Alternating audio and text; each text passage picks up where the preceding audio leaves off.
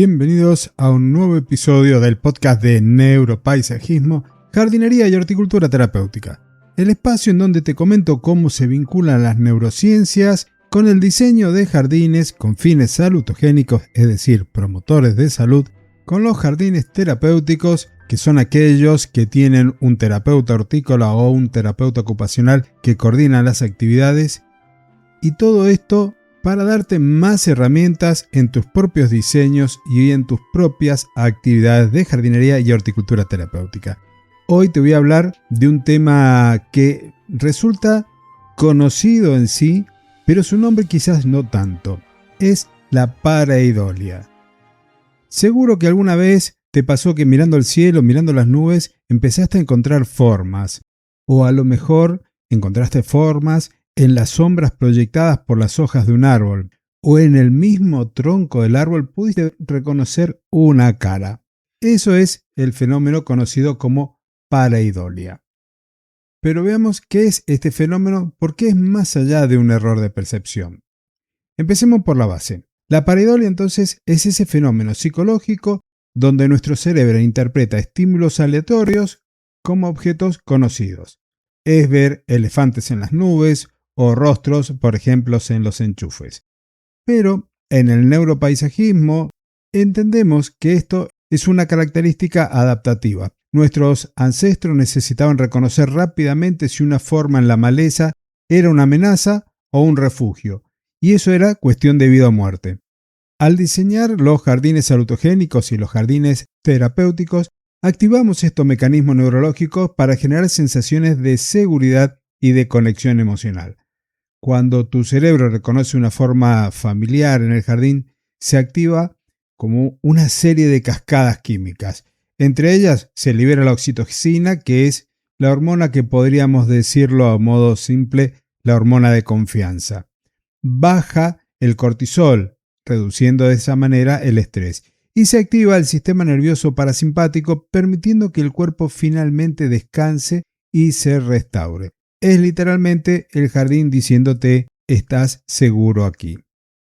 Para entender el poder real, quiero contarte una historia ficticia, una historia creada solo para este episodio del podcast. Imagínate que hace unos años diseñé un jardín para un centro de personas con Alzheimer y coloqué 3 rocas grandes cerca de un banco, una central y 2 a los lados. María, una paciente que lleva meses sin hablar, se sentó frente a ellas y susurró: «Son como mi madre y como mis hermanos. Ella siempre nos cuidaba así». Ese es el corazón de esta visión, el diseño que activa memorias corporales profundas. La pareidolia funcionó como una llave que abrió una puerta que todos por ahí podíamos llegar a creer que estaban perdidas por la enfermedad. Entonces, ¿cómo aplicamos esto técnicamente? En el neuropaisajismo, cada elemento tiene una función terapéutica activa. No solo hablamos de decoración, sino de criptosistemas de bienestar. Por ejemplo, guardianes del jardín. Usamos rocas o troncos que puedan sugerir figuras protectoras. No tienen que ser estatuas perfectas. La ambigüedad permite que cada usuario proyecte lo que necesita. En cuanto a los senderos terapéuticos o salutogénicos, diseñamos caminos que no solo son para caminar, sino para regular la ansiedad. Senderos que nacen en el arquetipo de la cueva, es decir, protegidos desde el interior del edificio, y se abren gradualmente permitiendo a personas con agorafobia expandir su zona de confort. Y si es la primera vez que escuchás este término de agorafobia, es el miedo que tienen algunas personas a espacios abiertos, como podría ser una plaza, un parque o un jardín. Cuando hablamos de la arquitectura vegetal, vamos a usar diferentes alturas de plantas para crear una contención que podríamos decir amorosa. Árboles que funcionan como techos naturales y arbustos que definen espacios sin encerrarnos. Y en cuanto al mobiliario, siempre tiene que tener algo de historia. Un banco no es solo un mueble. Si está rodeado con un árbol que evoca comunidad, si mira hacia adentro, son un refugio. Si mira hacia afuera, ofrece perspectiva. Pero esto que estamos viendo ahora tiene también un lado oscuro. Hay un riesgo, y ese riesgo tiene que ver con una mala gestión, porque la pareidolia es un arma de doble filo. Si no se gestiona bien, especialmente en entornos de salud mental o de geriatría, puede ser contraproducente. Un ejemplo crítico es el síndrome del ocaso en personas con demencia.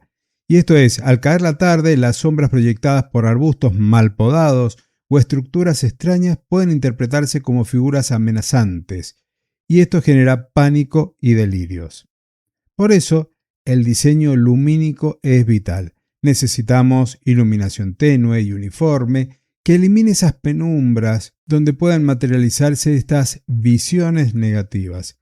El jardín debe ayudar a regular los ritmos circadianos y no a perturbarlos con sombras confusas. Si sos profesional del paisajismo y en algún momento te toca intervenir un área verde de este estilo y querés aplicar la pareidolia, no te olvides de hacer un trabajo minucioso, un trabajo interdisciplinario, porque el éxito va a depender de ello.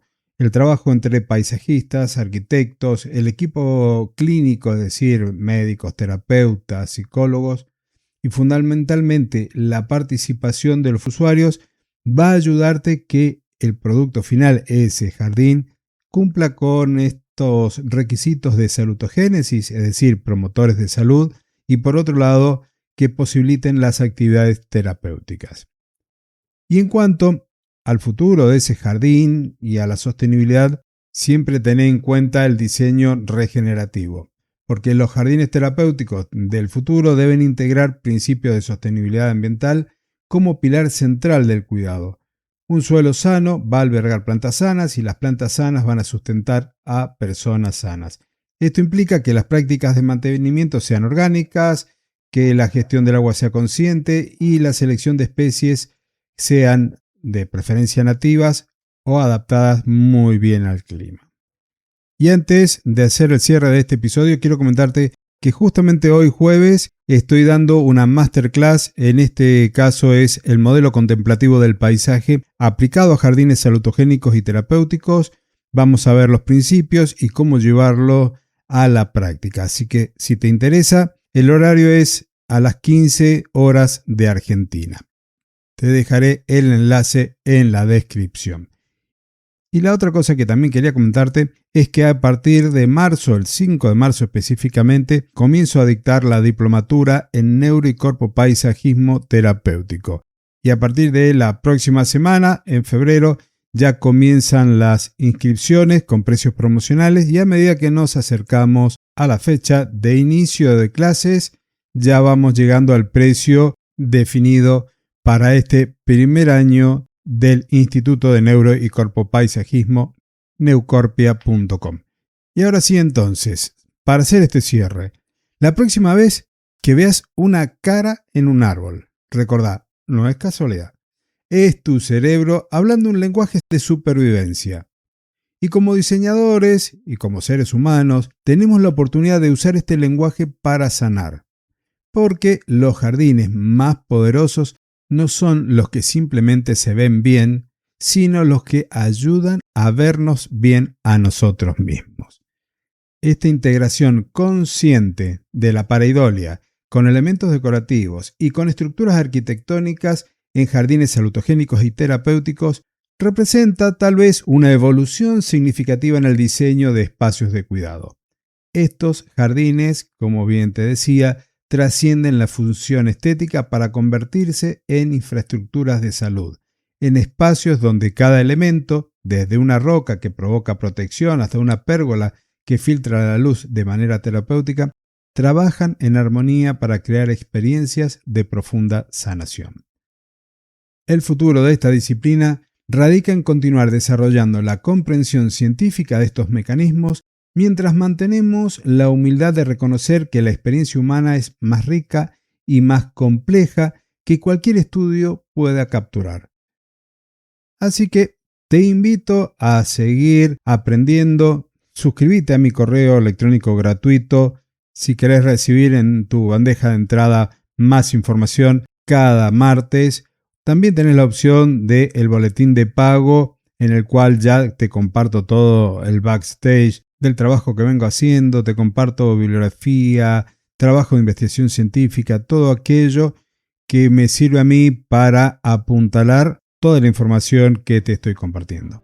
Y ahora sí, nos encontramos la próxima semana en una nueva edición de este podcast llamado Neuropaisajismo, Jardinería y Horticultura Terapéutica. Hasta entonces y muchísimas gracias.